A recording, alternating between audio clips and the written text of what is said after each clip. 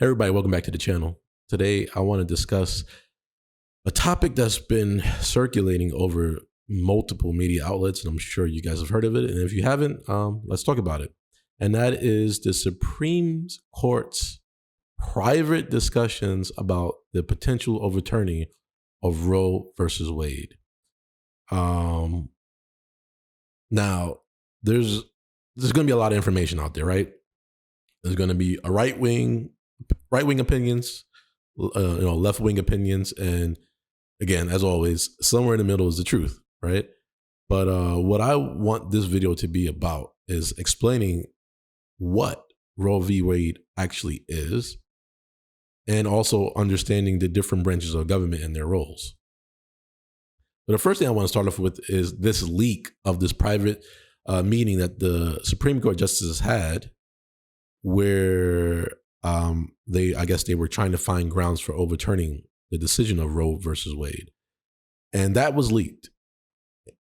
And my first question is, I don't really see too many people covering this leak and discussing how broken is our system now, our fundamental system, when private hearings amongst Supreme Court justices are being leaked.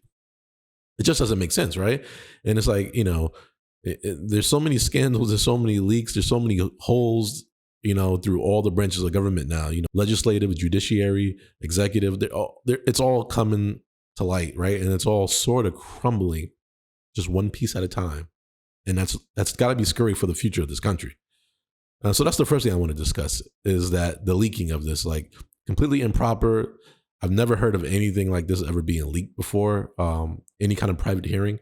And you just got to wonder who did it and why would they do this?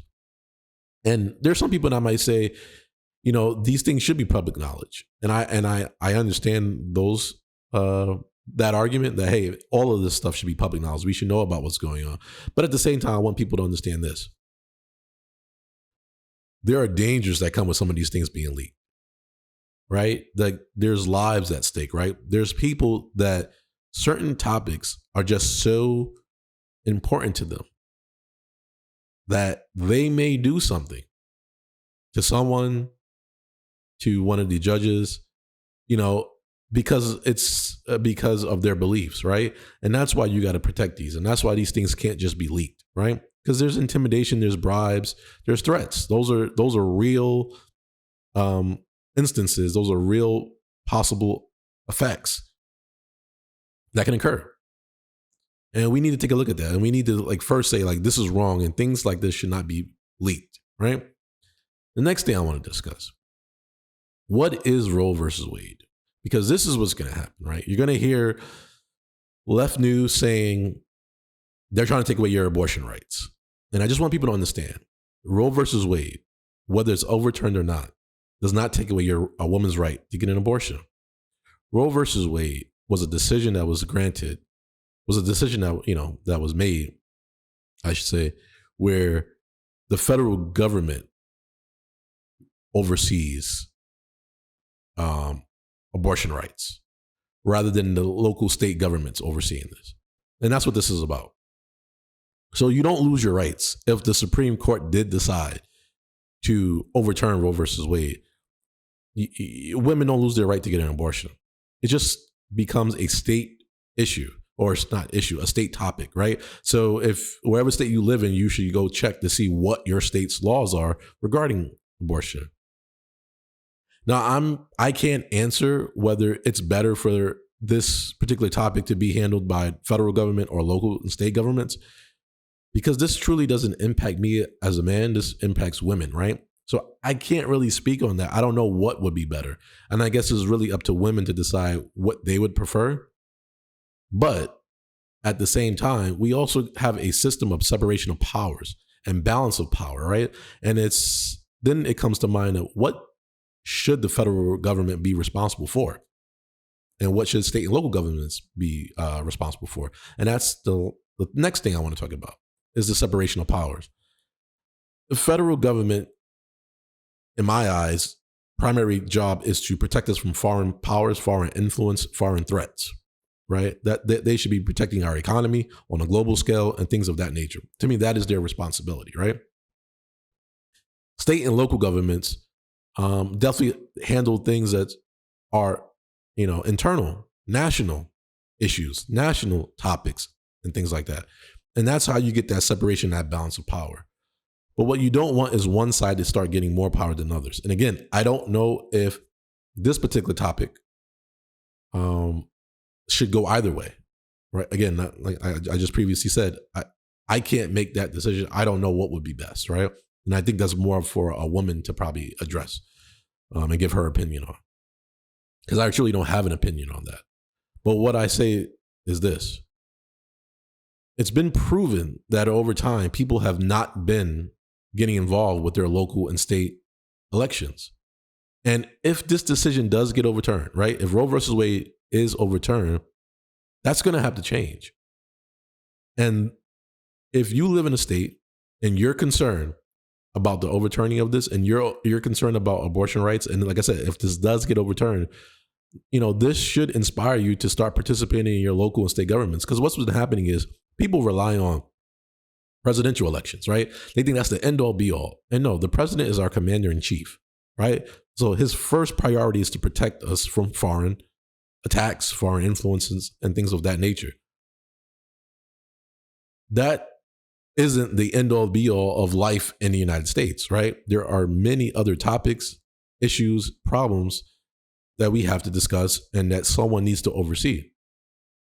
And that's where, and a lot of that is handled by local and state governments, and people just don't participate in it. So I say this, if you are concerned and this decision, Roe versus Wade, is overturned, you should start paying attention to who your elected officials are in your state, your local officials, and things of that nature. And that is, I guess, the premise, I guess you could say, of everything that's been happening is we just aren't being educated on, civics and politics and things of that nature, and the branches of government and the balance of power, the separation of powers. Those are things that just, I don't think people are well versed in, and they should be. And I'm not going to sit here and get into a whole thing about, the school systems, but, these are things that you can go and research and learn on your own. And you should want to be involved in your state and local, elections, because these are the people that directly impact you. They make the decisions that impact your everyday life much more than the president does. And I don't think people understand that. And again, they put too much emphasis on the presidential elections and not enough on their local elections. And if this decision is overturned and you live in a state that you think might lean one way or another, well, now you have an incentive, right, to get out there and vote. And this is what I want to also say to people is, don't vote based on party affiliation. You could be a conservative and you could be a liberal and still agree with a candidate of the opposite party. We got to remove the tribalism from this, right? And you got to say, does her or his values match with mine? Do their morals match with mine? And that's the candidate you should be voting for. Not because you're a Democrat and they're a Democrat, or you're a Republican and they're a Republican. No. Do their values match yours? And these are the things that I feel like haven't been happening. People are just like, oh, I'm a Democrat, so I got to vote Democrat all the time. Well, what if the Democratic candidate has none of the same values and morals as you? Why would you still vote for them? Doesn't make sense. That's tribalism.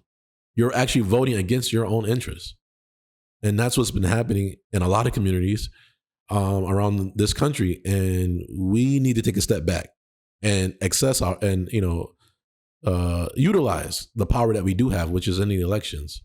That's a better way of saying it. Utilize our power as citizens and participate in all these elections and learn who these candidates are, because they are the ones that's actually making decisions that affect our everyday lives. And again, you're going to hear a lot of misinformation about this, right? You're going to hear people saying, oh, again, if this decision gets overturned, women are going to lose their rights. No, you're not losing your right by this decision being overturned. This decision, if it is overturned, it just sends back the abortion topic to your state and local governments. So therefore, that is who decides whether an abortion is legal or illegal. And again, this is why you need to be involved with all elections, not just presidential. Your state and local elections are very important, and again, directly impact your everyday lives and not the president. But we've been mesmerized, right, by the presidential elections, and that's all you hear a lot of media outlets talk about is who's the next president. Oh, this president sucks. That president's great. And reality is the people who truly impact our lives are our state and local officials, and those are the elections that we need to pay a lot more attention to. And I'm just going to leave this here. And again, some of you may disagree and you might feel strongly. And I believe a lot of times if you disagree with what I'm saying right now, which I'm not really taking a stance, I'm just giving you the facts, it's probably because you have been told lies. And we don't need lies anymore, right? Like no more lies. Like let's understand what this is truly about. And that way you can make an intelligent, logical decision and understand what is truly happening. So again, just to do a quick rundown. One, you should definitely take the alarm. The alarm should be sounding in your head that this was leaked, because that's definitely dangerous. And conversations and hearings between our Supreme Court justices should not be leaked. Two, Roe v. Wade does not remove a woman's right to get an abortion.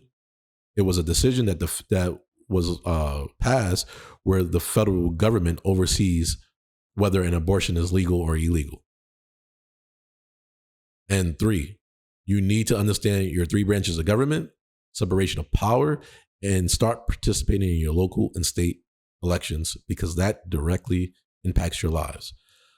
I want to hear what you guys think. Leave your comments in the comment section. If you like the video, hit the like button. If you want to hear more, hit that subscribe, hit that notification. That's the only way you're going to hear more about this. If you didn't like the video, my apologies, but I appreciate you listening. And hopefully you can provide some feedback on why you didn't like the video. And I'll see you guys in the comment section. And as always, take care of your mind, take care of your body, and take care of each other. That's all we got. Peace.